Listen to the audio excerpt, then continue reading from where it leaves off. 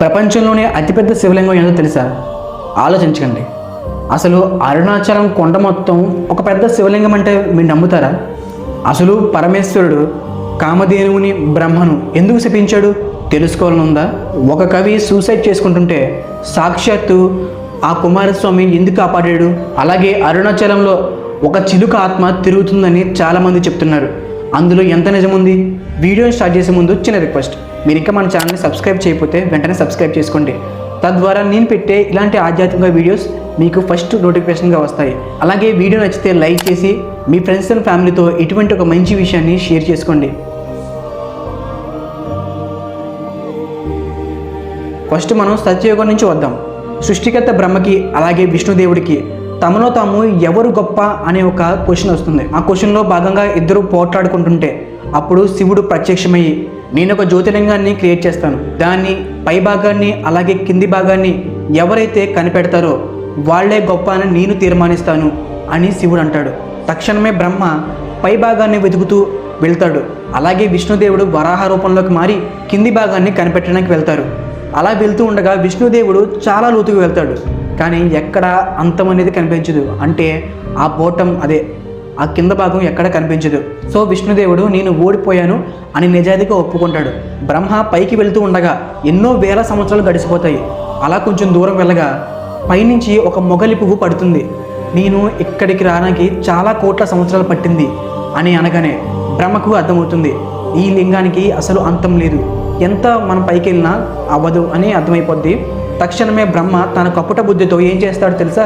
ఆ మొగలి పువ్వుతో, నువ్వు లింగం పైనుంచి పడ్డావు కదా, నేను పైకి వచ్చాను, నువ్వు చూసావు అని సాక్ష్యం చెప్పు అని అబద్ధం చెప్పమంటాడు. అక్కడికే కామధేనువు రావడం వల్ల కామధేనువు కూడా అలా అబద్ధం చెప్పమంటాడు. సో ఈ ముగ్గురు మళ్ళీ శివుడి దగ్గరికి వెళ్ళి, పరమేశ్వర నేను పైకి వెళ్ళాను, కావాలంటే ఈ మొగలి పుష్పాన్ని అడుగు అనగానే శివుడు అడుగుతాడు. కానీ ఇక్కడ తెలుసుకోవాల్సిన విషయం ఏంటంటే శివుడికి మొత్తం అంతా తెలుసు. ఆ మొగలి పువ్వు బ్రహ్మ చెప్పినట్టే శివుడితో అబద్ధం చెప్తుంది.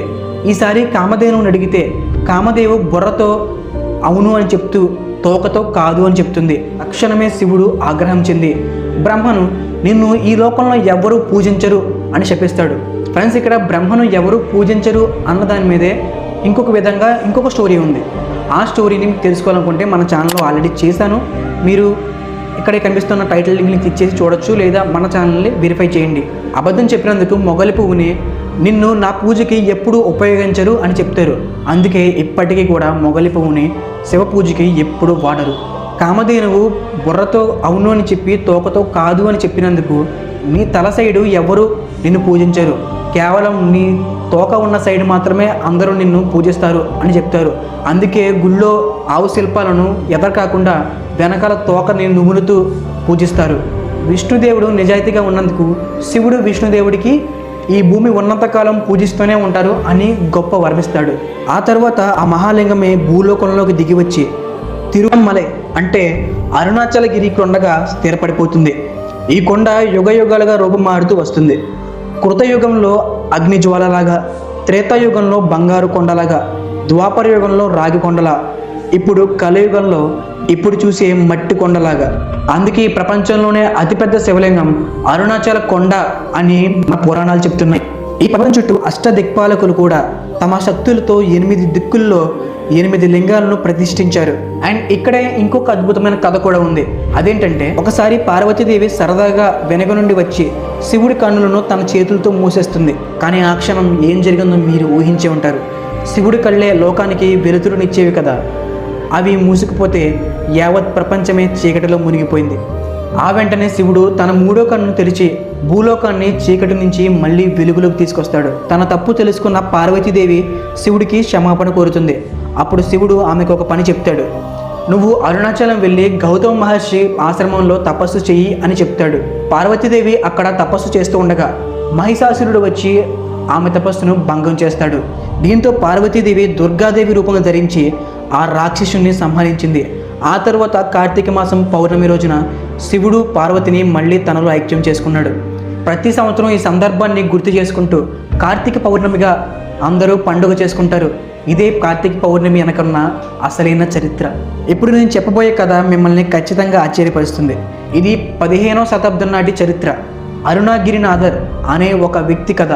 అతను చిన్నప్పుడు గొప్ప కుటుంబంలో పుట్టి మంచిగా పెరిగిన పెద్ద అయిన తర్వాత వేశ్యలకు బానిస అవుతాడు. తనకు ఒక అక్క ఉంటుంది. ఆ అక్క దగ్గరికి వెళ్ళి అస్తమానం వేశ్యల దగ్గరికి వెళ్ళడానికి డబ్బులు అడుగుతూ ఉంటాడు. ఎంతలా అంటే అడిగి అడిగి వాళ్ళ అక్క గట్టిగా పేదరికంగా మారిపోతుంది. ఎందుకంటే తమ్ముడంటే అక్కకు చాలా ప్రేమ. అందుకే అడిగినప్పుడల్లా డబ్బులు ఇస్తూ ఉంటుంది. అలా ఇస్తూ ఇస్తూ తను పేదరికంలోకి వస్తుంది. అయినా కూడా అరుణగిరినాథర్ ఆమెను డబ్బులు అడగడంతో, నీకు కావాల్సింది శారీరక సుఖమే కదా, నన్ను అనుభవించు అని అంటుంది. ఆ ఒక్క మాటతో అతను చేసిన తప్పుని అర్థం చేసుకుంటాడు. అతని బ్రతుకు మీద విరక్తి కలిగి గుడి గోపురం ఎక్కి అక్కడి నుంచి సూసైడ్ చేసుకోబోతాడు. అప్పుడు కుమారస్వామి అతన్ని కాపాడి, నువ్వు పుట్టడానికి ఒక కారణం ఉంది, నీ జీవిత కారణాన్ని తెలుసుకొని చిన్నప్పట్లాగే ఇప్పుడు కూడా నా మీద కీర్తనలు రాయి అంటాడు. ఎందుకంటే ఇతను చిన్నప్పుడు బాగా ఉండేవాడని చెప్పాం కదా, అప్పుడు కుమారస్వామి మీద గొప్ప గొప్ప కీర్తనలు రాసేవాడు. అవి కుమారస్వామికి చాలా ఇష్టమంట. ఇక అక్కడి నుంచి అతను గొప్ప కవిగా మారిపోతాడు. ఆ తర్వాత అతను ఒక రాజ్యంలో కవిగా చేరతాడు. అప్పటికే ఆస్థాన కవిగా ఉన్న ఒక అతను ఇతన్ని చూసి చాలా ఇష్టపడతాడు. అలాగే ఇతని కవిత్వాలకి రాజు కూడా పొంగిపోయి ఆల్రెడీ ఉన్న అతన్ని తప్పించి ఇతన్ని ఆస్థాన కవిగా పెడతాడు. ఆ తర్వాత అతను ఆ అవమానాన్ని తట్టుకోలేక అరుణగిరినాథన్ని తప్పించడానికి ఒక ప్లాన్ వేస్తాడు. ఆల్రెడీ తీసేసిన ఆ రాజ్య కవికి ఒక వరం ఉంటుంది. అదేంటంటే అతను ఎప్పుడు పిలిచినా కాళికాదేవి ప్రత్యక్షమవుతుంది. ఆ వరాన్ని పట్టుకొని అరుణగిరిని అందరి ముందు వెధవని చేయాలని సభలో ఒక ప్రదర్శన పెడతాడు. అతను కాళికాదేవి దర్శనం అందరికీ కల్పిస్తానని చెప్తాడు. ఆ వెంటనే అతను కాళికాదేవిని పిలుస్తాడు. ఇతని దుర్బుద్ధిని అర్థం చేసుకున్న కాళికాదేవి అతను ఎంత పిలిచినా రాదు. అందరి ముందు పరువు పోతుందన్న భయంతో, నువ్వు కుమారస్వామి దర్శనం అందరికీ చేయించగలవు కదా, ఇప్పుడు నీ ప్రతాపం చూపించు అనగానే, స్వామి నేను పిలిస్తే కుమారస్వామి వస్తాడు, కానీ కుమారస్వామిని చూడగానే మీకు గుడ్డితనం వస్తుంది. చివరికి రాజు కూడా బలవంతం చేయడంతో అరుణగిరి కుమారస్వామికి ఇష్టమైన మంత్రం చెప్తాడు. వెంటనే కుమారస్వామి ప్రత్యక్షమవుతాడు. ఒక్కసారిగా అందరికీ చచ్చి బతికినట్టు అనిపిస్తుంది. అలాగే రాజు దగ్గరగా ఉండడం వల్ల రాజుకి కంటి చూపు పోతుంది. రాజు చూపుని మళ్ళీ తీసుకురావాలంటే ఒక ప్రత్యేక పుష్పం పైలోకానికి వెళ్ళి తేవాలి. అయితే అరుణగిరి అరుణాచల గోపురంలో 3వ అంతస్తు పైన తన శరీరాన్ని విడిచి ఒక చిలుక రూపంలో మారి తన ఆత్మ ఆ పైలోకానికి వెళ్ళి పుష్పాన్ని తెచ్చి ఇస్తుంది. ఇదంతా తెలుసుకున్న ఆ దుర్బుద్ధి రాజకవి అక్కడికి వచ్చి అరుణగిరి రాకముందే తన శరీరాన్ని బూడిద చేస్తాడు. రాజుకి ఆ పుష్పాన్ని ఇచ్చి తన కళ్ళు వచ్చిన తర్వాత మళ్ళీ తన శరీరం దగ్గరికి వెళ్ళి చూస్తే అక్కడ తన శరీరం ఉండదు. విషయాన్ని అర్థం చేసుకున్న అరుణగిరి రాజు దగ్గరికి వెళ్ళి మొత్తం చెప్తాడు. రాజు అతన్ని శిక్షిద్దామని వెళ్తుండగా అరుణగిరి ఆపి, అతన్ని వదిలేయండి, నేను ఇలా చిలుక రూపంలోనే ఈ గుడి ప్రాంగణంలో కనిపిస్తూ ఉంటాను అని చెప్తాడు. సో ఆ 15వ శతాబ్దం నాటి అరుణగిరి చిలుక ఆత్మ రూపంలోకి మారి చాలామంది భక్తులు కూడా దర్శనమిచ్చాడు. ప్రస్తుతం మనం చూసే రాతి నిర్మాణం 9వ శతాబ్దంలో చోళుల పాలనలో కట్టింది. అలాగే మీరు ఎప్పుడైనా అరుణాచలం వెళ్ళుంటే వీడియోకి లైక్ చేయండి. అలాగే మీ ఎక్స్పీరియన్స్, ఆ చిలుక ఆత్మ మీకు కనిపించిందో లేదో కూడా కామెంట్ చేయండి. అలాగే ఇలాంటి మరిన్ని వీడియోస్ కోసం మన ఛానల్ సబ్స్క్రైబ్ చేసుకొని ఈ అరుణాచలం స్టోరీని కింద ఉన్న షేర్ బటన్ క్లిక్ చేసి మీ ఫ్రెండ్స్ అండ్ ఫ్యామిలీకి షేర్ చేయండి.